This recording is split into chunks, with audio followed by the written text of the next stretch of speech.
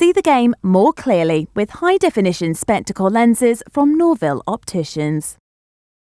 Joey, you're one of the players who's played against Bordeaux before and presumably kind of know what to expect a little bit from them.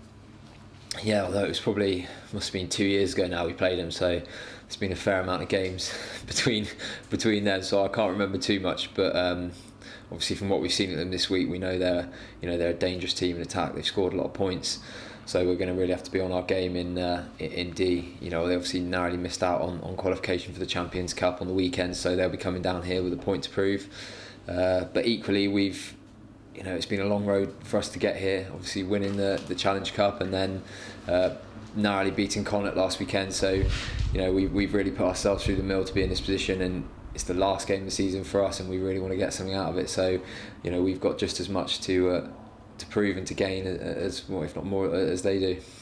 How long did it take for the relief to subside after beating Connacht, after all the stresses and strains of extra time, get the game head on, looking towards this weekend? Oh, I think it was pretty much just, I think as soon as it went to extra time, I kind of knew, like that last minute, I was thinking, with 30 seconds to go when we were losing, I was thinking, oh, God, this is the end of the season now. Oh, we'll be on holiday next week. And then obviously suddenly penalty, we score, and then as soon as it went to extra time, I knew we'd clinch it, because I knew the boys we had the momentum, the swing of momentum from that try, and I knew the crowd would pull us through. So it's kind of, as soon as the game was done, then we knew, right, we've got one more big game. It's been a fairly light week for us, because obviously boys played, although only played an hour. Some of those guys were out there for 100 minutes, played a lot of rugby. So yeah, physically it's been a low key week. Mentally, we've done our prep, we've done our analysis of Bordeaux, and it's just one last push for the season, and it would just be fantastic to get a win and be in that Champions Cup next year.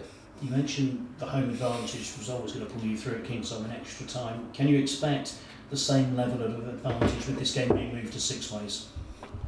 Well, obviously not. It's not ideal, but it's no one's fault. It was just the way it all panned out with the change in the fixtures being announced late, and obviously there'd been plans already made at Kingsholm that couldn't be adjusted. So it's just one of those things that things don't always go your way, and things change in rugby and in life. So you just have to adapt to the scenario.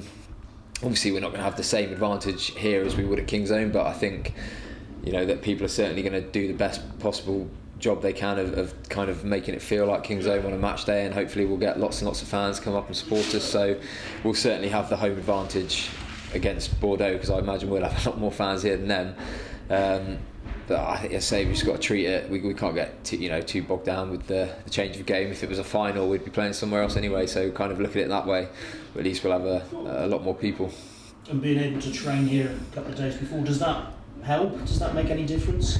Yeah, it's just nice to familiarise yourself. Obviously, it's a different environment. Just changing rooms, pitch, just kind of being a little bit more familiar with the facilities, so that when we're here on Sunday, it's it's not a complete shock and we're not walking around the changing room trying to find the toilets.